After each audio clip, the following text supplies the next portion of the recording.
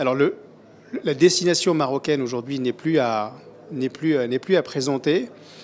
Il y a une stratégie digitale qui a été présentée il y a quelques mois par Madame la Ministre, avec plusieurs leviers, notamment un que moi je retiens, c'est la mise à disposition de ressources technologiquement formées, technologiquement précurseurs et technologiquement adaptées aux métiers de demain. On parle de 100 000 personnes par an qui arriveraient sur le marché de l'emploi à hauteur de 2030. Et donc, on voit bien que rien qu'avec cet axe-là, il y a un virage qui est pris et qui est monumental.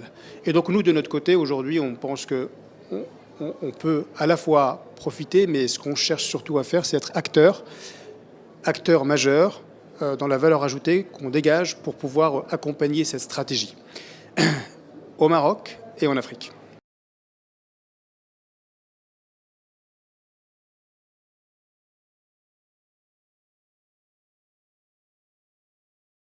Comme je le disais tout à l'heure, il y a énormément de ressources dans la technologie qui demandent aujourd'hui à être peut-être catalysées ou accompagnées ou être mieux formées. Ça, c'est le premier point. Deuxième point, dans nos centres de services, dans les centres que nous opérons depuis le Maroc, on a très vite identifié une opportunité qui était de mettre des hubs à la fois multilingues, mais également multi-technologiques.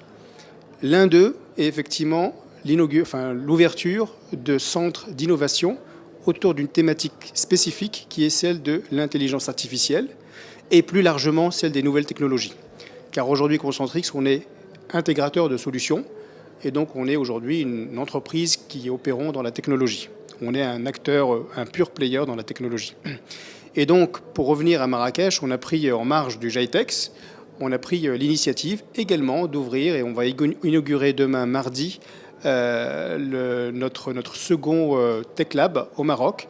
Il se trouvera à Marrakech.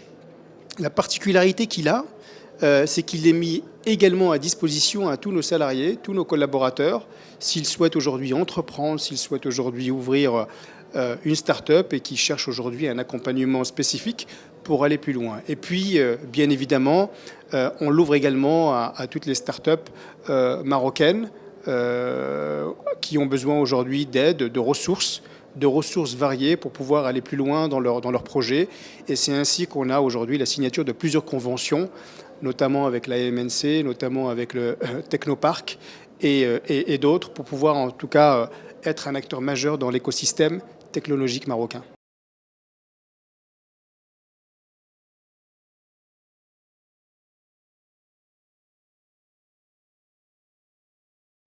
Les enjeux sont multiples, comme je le disais tout à l'heure. Le premier, c'est être déjà acteur de toute cette aura technologique qu'il y a aujourd'hui au Maroc et en Afrique. L'autre enjeu, c'est qu'il y a un écosystème très très fort dans le milieu de la tech qu'on voit aujourd'hui et qui nous permet aujourd'hui d'échanger avec des prospects, des clients, des partenaires. J'ai beaucoup parlé tout à l'heure de clients et de prospects, mais il y a un point essentiel, c'est que les partenaires sont stratégiques.